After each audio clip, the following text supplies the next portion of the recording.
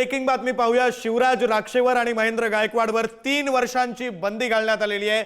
कुस्ती स्पर्धेत गोंधळ घातल्यानं या दोघांवरही कारवाई करण्यात आली आहे। खरं तर आज महाराष्ट्र केसरी स्पर्धेचा अंतिम सामना पार पडत होता आणि त्यावेळी या दोघांकडून गोंधळ घालण्यात आला। त्यानंतर आता या दोघांवरही 3 वर्षांची बंदी घालण्यात आलेली आहे।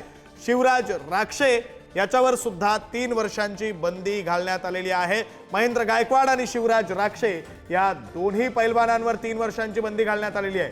ही दृश्य आपण पाहतोय। शिवराज राक्षे याने ज्यावेळी लाथ घातली, पंचाला लाथ मारली, त्यावेळची ही दृश्य आपण पुढारी न्यूजच्या टीव्ही स्क्रीनवर पाहतोय। आपल्यासोबत प्रतिनिधी उमेर सय्यद आहेत। उमेर, खरं तर बातमी मोठी म्हणावी लागेल, मात्र तशी बातमी आनंदाची नाहीये, कारण महाराष्ट्राचा खेळ कुस्ती, महाराष्ट्राच्या मातीचा खेळ कुस्ती, महाराष्ट्राची परंपरा कुस्ती आणि त्या परंपरेला गालबोट लागणारा असा आजचा दिवस होता।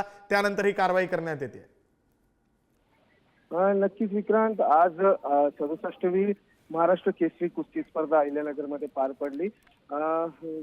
या दरम्यान जे सामने झाले त्या सामन्यामध्ये शिवराज राक्षे यांनी एक कृत्य केलं, पंचावरला लाथ मारली, त्यांची गचंडी धरली। त्याचबरोबर शिवराज राक्षे याच्याबरोबरच महेंद्र गायकवाड यांनी देखील पंचाच्या अंगावर धावून जाण्याचा प्रयत्न केला, त्याच्या समर्थकांनी देखील पंचाच्या अंगावर धावून जाण्याचा प्रयत्न केला आणि म्हणून कुठेतरी जे पंचांनी बैठक घेतली त्याच्यामध्ये त्यांचा निर्णय झाला आणि त्या निर्णयाअंती शिवराज राक्षे असतील, महेंद्र गायकवाड असतील, या दोघांना पण 3 वर्षासाठी बंदी घालण्यात आलेली आहे। महाराष्ट्र राज्य कुस्तीगीर संघटनेच्या वतीने ही बंदी घालण्यात आलेली आहे आणि त्याचबरोबर शिवराज राक्षे यांनी ज्या पद्धतीने लाथ मारली तर त्याबाबत गुन्हा दाखल करायचा की नाही करायचा हे निर्णय अद्याप बाकी आहे। त्याबाबत सर्व जण निर्णय घेऊनच तो निर्णय घेणार आहे।